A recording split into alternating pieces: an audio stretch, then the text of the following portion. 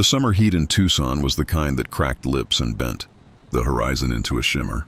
It was the sort of afternoon that made even the birds go quiet. And on the corner of 5th and Marigold, outside a restaurant called Della's, a man sat on the concrete with his back against a fire hydrant, his shoes held together with electrical tape, and his eyes fixed on nothing in particular. His name was Nathan Cole. He wasn't always sitting on sidewalks. 3 years ago, he had worn a tie to work. He had owned a car with working air conditioning. He had a daughter who called him every Sunday. But life had a way of taking everything from a man and then asking him what he planned to do about it.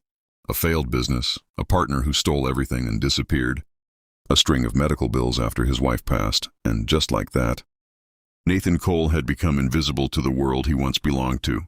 He wasn't asking for much that afternoon, just water. His throat was raw. His hands were trembling slightly from dehydration. He had walked 4 miles in that heat because the shelter downtown was full, and the church on Elm didn't open until 6. He just needed water, that was all. He pushed himself to his feet and walked through the front door of Della's. The restaurant was beautiful inside, cool air, the smell of garlic and butter, soft jazz playing through hidden speakers, tables with white cloths, a hostess stand near the entrance with fresh flowers. Nathan stood in the doorway, aware of how he must have looked. He kept his voice low and respectful. "Excuse me," he said to the woman behind the hostess stand. "I'm sorry to bother you. Could I just have a glass of water? I've been walking in the heat and The woman looked up. Her name was Della Marsh, and she owned every inch of this place. She was 53, sharp-eyed, expensively dressed, with the kind of confidence that comes from building something with your own hands and never letting anyone forget it.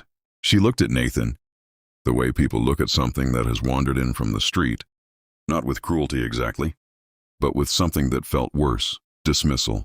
Complete, effortless dismissal. "We don't give out free water to people off the street," she said flatly. "This is a business, not a charity." "I understand that," Nathan said. "I'm not asking for food or money, just water. It's 104 degrees outside." Della's eyes moved to the couple being seated near the window. She was already done with this conversation. "There's a gas station 2 blocks down.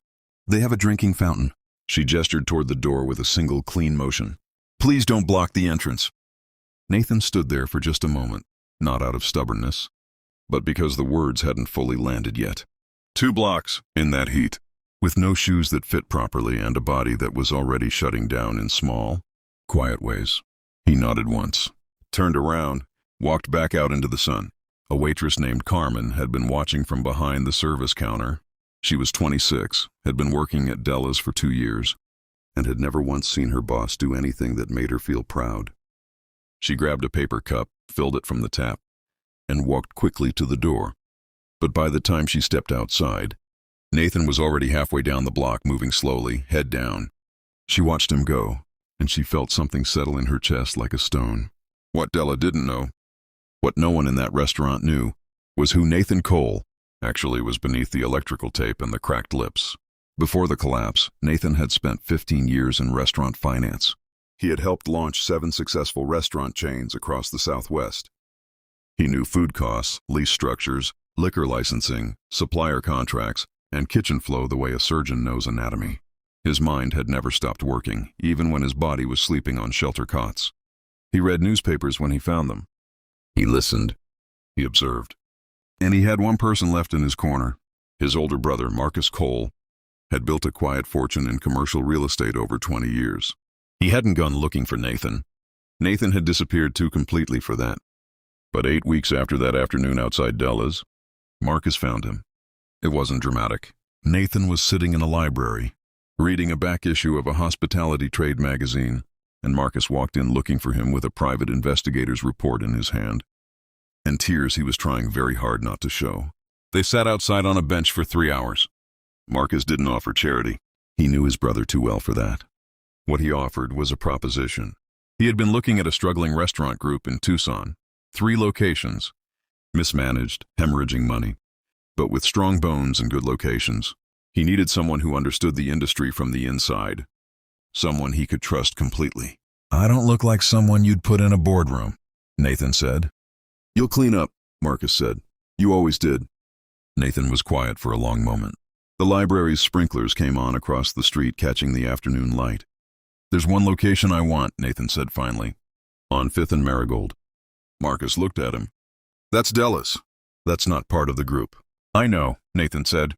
I want it separately, whatever it takes. It took 11 months. Nathan moved into Marcus's guest room, got back on his feet, and threw himself into the acquisition with everything he had. He rebuilt his professional appearance, his credentials, his contacts. He was meticulous and patient in a way that only a man who has lost everything can be, because he understood, deeply and permanently, that nothing was guaranteed and everything had to be earned. Della's restaurant, it turned out, was not in perfect health. The location was excellent, but Della had overleveraged herself during an expansion attempt 2 years prior. Her silent investor had quietly begun looking for an exit. Her food costs were running 5 points too high. Her best line cook had left in January.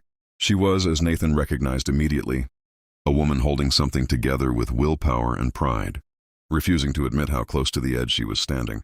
Marcus's holding company made an offer on the building first, Della leased. She didn't own. Then, through a carefully constructed series of moves that were entirely legal and entirely deliberate, Nathan engineered a buyout offer for Della's business that she couldn't afford to refuse. She didn't know who she was selling to. The acquisition was handled through the holding company. She knew only that she was selling to a hospitality group, that she would receive a fair price, and that there would be a transitional meeting with the new ownership. That meeting was scheduled for a Tuesday morning in March. Della arrived at her own restaurant at 9 o'clock, dressed as she always was, precise, composed, ready. She had told herself she was at peace with the sale. The money was enough to start over somewhere smaller. She had had a good run. She sat at the corner table where she always handled business and waited for the new owner. The door opened. The man who walked in wore a charcoal gray suit, clean and well-fitted with a white shirt open at the collar. His posture was straight. His eyes were calm. He carried a leather portfolio under one arm and moved through her restaurant like a man who already knew the dimensions of every room. Della looked at him as he approached the table, and something flickered at the edge of her. Recognition. Not a name, not a memory exactly, just the quality of his eyes, still impatient and carrying something old. Ms. Marsh, he said, extending his hand. Nathan Cole, I'm the new owner.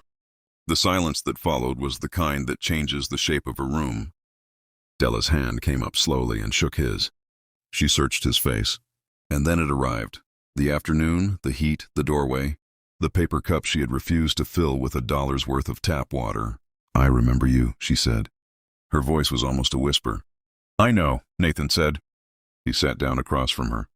He set his portfolio on the table. He did not smile, but he was not cruel either. He looked at her the way a man looks at something that taught him something important, whether it meant to or not.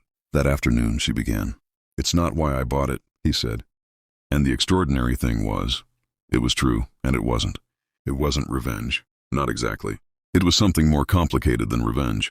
It was reclamation. It was the need to stand in the place where the world had looked through him and prove to himself, not to her, not to anyone watching, that he was still here, that he had always been here.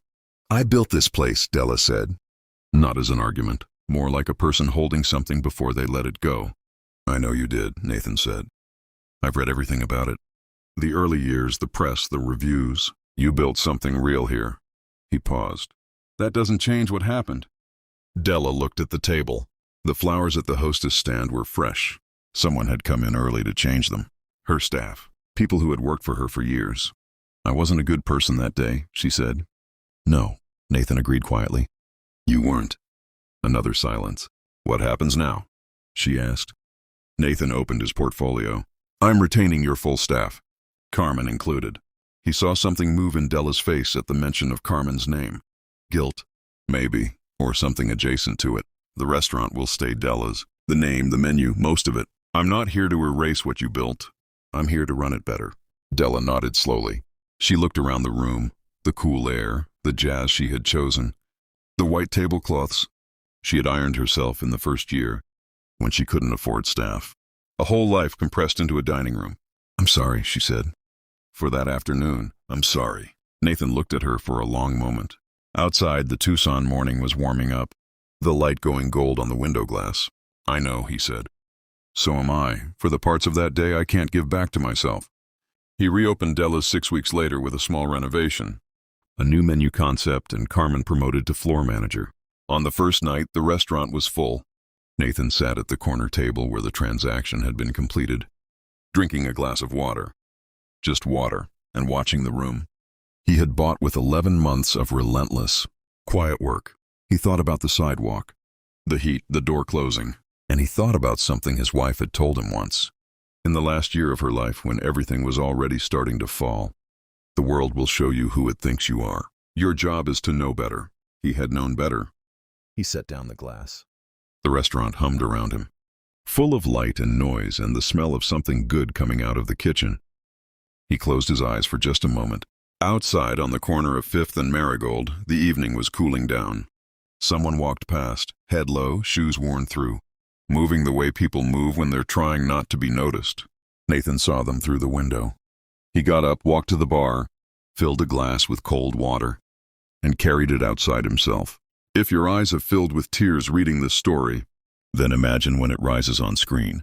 That world rises where one person falls, and another walks past stepping on them. And some people, some special people, rise and come back and show the world that they were, they are, and they will remain.